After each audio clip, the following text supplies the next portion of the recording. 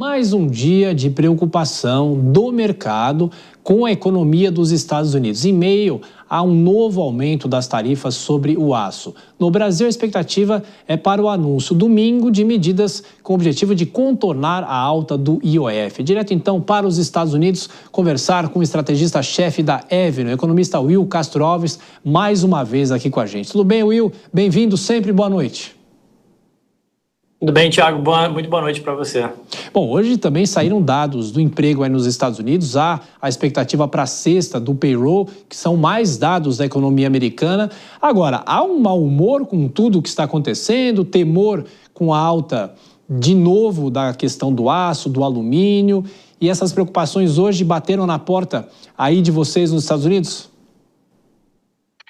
Pois é, Thiago, o que aconteceu hoje, né? Assim, bom, primeiro a gente tem tido essa escalada, essas conversas de tarifas o tempo inteiro, aí daqui a pouco vem uma corte que trata como ilegal, né, a forma com que o Trump usou para colocar essas tarifas, aí ele consegue repor as tarifas, então é uma judicialização, né, uma briga entre judiciário e executivo, que no Brasil é normal, aqui não é normal, né, por isso que está chamando muita atenção. O Trump respondendo, colocando mais tarifa no aço e no alumínio, depois de uma jornalista perguntar sobre a história da ideia do chamado taco trade, né? Ou seja, a ideia de que o Trump ele se acovarda, ele coloca a tarifa e depois ele volta atrás. Enfim, muita coisa acontecendo. Agora, olhando para a economia, né, de fato, o que a gente viu ao longo das últimas semanas, foram os indicadores de confiança mostrarem alguma melhora com essa ideia de que Estados Unidos e China caminham para chegar a um acordo, ainda que a gente tenha tido rusgas aí nesse meio do caminho, mas ainda assim, obviamente, que essa confiança ela veio sendo abalada ao longo do ano e a gente começa a ver nos indicadores do mercado de trabalho uma criação de postos de trabalho no setor privado da economia bem menor do que foi esperado. Esse foi o dado de hoje e foi um dado importante, porque a geração de empregos vindo menor e bem menor do que aquilo que o mercado estava esperando foi uma sinalização de que talvez o Banco Central americano, cedo ou tarde, mas mais para cedo, deverá mudar a sua política monetária e fazer, assim como a Europa já vem fazendo, cortar os juros aqui nos Estados Unidos. Novamente, Trump criticou e colocou a culpa nessa baixa criação de empregos para Jerome Powell, que é o presidente do Banco Central americano, dizendo que a culpa é dele, que já deveria ter cortado os juros. Agora é interessante, eu li em algum jornal aí dos Estados Unidos que há uma reação do próprio presidente Donald Trump por causa desses dados ruins do emprego, da criação de emprego. Agora, eu queria te perguntar o seguinte, ele é presidente, mas também é empresário, tem muitas empresas. Ele fica naquela dualidade, ou seja, se não cria posto de trabalho, a empresa dele também não cria? Como é que é essa dualidade aí nos Estados Unidos, Will?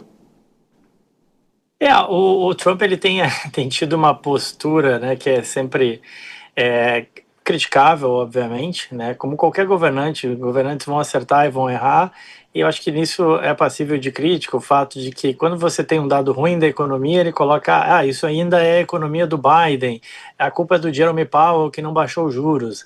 E aí quando vem alguma coisa nova, interessante, positiva, né, ele atribui a ele essa nova administração.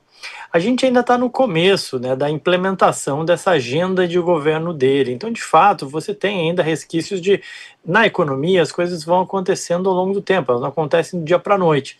O próprio secretário do Tesouro comentou isso, né? Olha, a gente está aí no executivo, né, há pouco mais de 100 dias, a gente não consegue mudar o que foi feito ao longo de anos. Mas é verdade que eles já conseguiram chacoalhar bastante, né, as expectativas em relação à economia americana, que já flutuou a probabilidade quase que certa de uma recessão. Hoje já nem tanto, porque a economia tem dado sinais de resiliência, isso que é importante. E o mercado americano, a bolsa americana, continua performando ok, com as empresas reportando bons resultados. E para o investidor brasileiro, que sempre pergunta, né, com tudo isso que vem acontecendo, é momento de investir nos Estados Unidos? Eu diria que é uma forma de pensar diferente, é a seguinte, olha, hoje você tem todos os seus recursos, toda a sua poupança num país que sofre muito mais, porque a sua economia é muito mais volátil do que os Estados Unidos. Será que faz sentido ter todo o patrimônio nessa economia? Até pouco tempo atrás, em alguns dias, a gente estava falando de uma mudança do IOF, do dia para a noite. Então, é verdade, os Estados Unidos têm os seus problemas, têm as suas dificuldades. Agora, para o brasileiro, eu continuo chamando a atenção. Olha, é importante ter uma parte, né, do patrimônio aqui fora.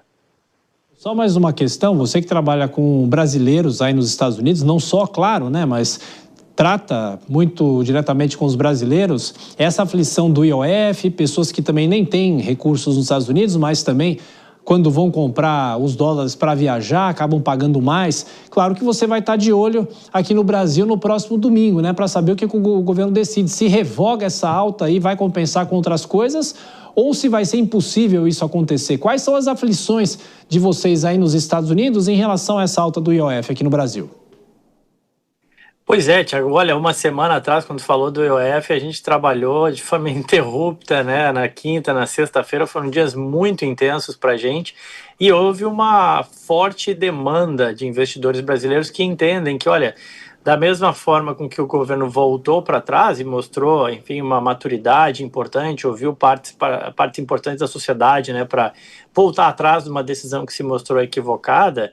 Nada garante que amanhã ou depois, para garantir um benefício ou uma situação fiscal complicada, o governo não pode voltar com a ideia de aumentar o IOF.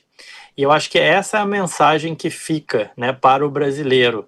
Então talvez seja melhor você se adiantar a isso, né, do que amanhã ou depois, eventualmente, o IOF para você enviar recursos para fora ou para você usar nas suas viagens internacionais vai ser bem maior e vai ficar bem mais caro e pode ficar até impeditivo. A gente já viu isso acontecer em outros países. Então, por isso, e é importante, é o chamado risco de fronteira, né? A forma com que você se protege disso é tendo uma parcela da sua poupança, da poupança da sua família aqui fora nos Estados Unidos. Então, assim, eu diria que a gente vai acompanhar, acho que o governo deu sinais muito positivos de ouvir a sociedade, entender, né, que eventualmente foi uma decisão equivocada. Agora, nada garante que decisões equivocadas não podem ser tomadas amanhã ou depois, e isso a gente não controla. O que a gente controla é o nosso recurso, é o dinheiro da nossa família, e isso a gente tem que sempre buscar proteção, e aí por isso que a gente sugere sempre a ideia de você investir em moeda forte.